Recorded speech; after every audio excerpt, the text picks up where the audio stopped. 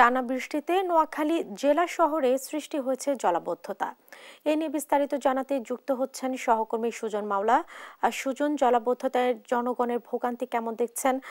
জলাবদ্ধতা নিরসনে প্রশাসনের কোনো পদক্ষেপ চোখে পড়ছে কিনা, আপনার কি তথ্য রয়েছে আপনার? জেসিকা, যেমনটি বলছিলেন যে টানা বৃষ্টিতে নোয়াখালী পৌর শহরে জলাবদ্ধতার কথা নিয়ে, তো শুরুতে আপনাকে একটি তথ্য জানিয়ে দিতে চাই যে গত দুদিন টানা বৃষ্টির কারণে নোয়াখালী পুরো পৌর শহরে জলাবদ্ধতার সৃষ্টি হয়েছে। পৌরসভার প্রতিটি ওয়ার্ডের প্রতিটি রাস্তা প্রায় অনেক সড়কে পানির নিচে তলিয়ে গেছে, এমনকি বিভিন্ন বাসাবাড়িতে পানি ঢুকে গিয়েছে। আপনাকে আরেকটি তথ্য জানিয়ে রাখতে চাই যে জেলা আবহাওয়া অফিসের তথ্য মতে গত 24 ঘন্টায় নোয়াখালীতে 109 মিলিমিটার বৃষ্টি হয়েছে। তো এই বৃষ্টির কারণে জলাবদ্ধতার মূল কারণ বলে বলছেন নোয়াখালী পৌরসভা কর্তৃপক্ষ।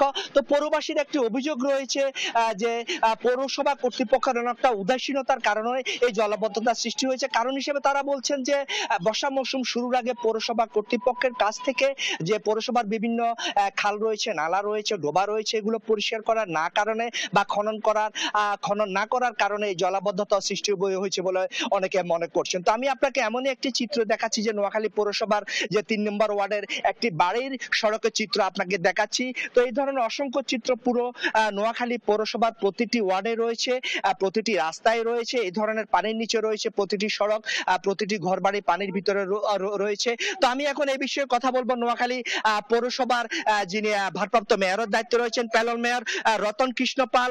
আমি তার কাছে জানতে চাইবো যে জলাবদ্ধতা পৌরবাসীর অভিযোগ রয়েছে, জলাবদ্ধতা এই জলাবদ্ধতা যে দূরীকরণ আপনারা কি কি পদক্ষেপ গ্রহণ করেছেন? ধন্যবাদ দেশ টিভির কর্তৃপক্ষ এবং দর্শকদের। আসলে নোয়াখালী পৌরসভা একটা নির্মাঞ্চলের এরিয়া। নোয়াখালী পৌরসভায় এমনিতেই নর্মাল একটি বৃষ্টি হলেই কিন্তু নোয়াখালী পৌরসভার বর্তমান যে পরিবেশ বা পরিস্থিতি, আমাদের যে খালগুলো আছে নোয়াখালী পৌরসভার মধ্যে, সেগুলো পানি উন্নয়ন বোর্ডের আওতাধীন। আমরা চেষ্টা করেছি যতটুকু সম্ভব পরিষ্কার করে। আমাদের লোকজন অলরেডি গত বর্ষাকাল আসার আগে থেকেই শুরু করে পরিষ্কার কাজ করছে। আর প্লাস বিশেষ করে খালগুলি যে খালগুলি দখল হয়েছে, যদি পানি উন্নয়ন বোর্ড বা অন্যান্য দপ্তর যদি এই খালগুলি দখল মুক্ত করে, আশা করছি পানিগুলো তাড়াতাড়ি নেমে যাবে। আর আমরা এই মুহূর্তে নোয়াখালী পৌরসভার ভিতরে যতটুকু খাল বা ড্রেন আছে, এগুলো অলরেডি পরিষ্কার করে দিয়েছি। আপনারা জানেন গত দুদিনে যে বৃষ্টি হয়েছে, অতিবৃষ্টির ফলে এই পানিগুলো উঠেছে। তো আশা করছি অতি শীঘ্রই পানিগুলো আমরা ড্রেন পানির স্রোত রয়েছে, পানি নামছে, অতিবৃষ্টির কারণে পানিগুলো সরতে একটু সময় লাগছে।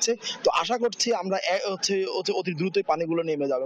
ধন্যবাদ আপনাকে। তিনি বলেছেন যে জলাবদ্ধতা নিরসনে পৌরসভা কর্তৃপক্ষ থেকে অনেক পদক্ষেপ গ্রহণ করা হয়েছে। তিনি একই সাথে আরেকটি অভিযোগ করেছেন যে নোয়াখালী পৌরসভার ভিতরে পানি উন্নয়ন বোর্ডে যেসব খাল রয়েছে সেগুলো খনন না করার কারণে এই জলাবদ্ধতার সৃষ্টি হয়েছে বলে তিনি বলেছেন। তিনি একই সাথে পৌরবাসীর প্রতি সচেতনতার জন্য সুদৃষ্টি কামনা করেছেন।